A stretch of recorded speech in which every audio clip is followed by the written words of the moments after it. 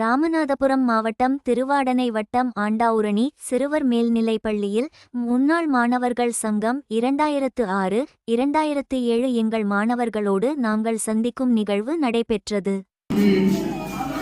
2006, 2007 ஆண்டு இப்பள்ளியில் பயின்ற மாணவ மாணவிகளின் கூறி மகிழ்கின்றோம்.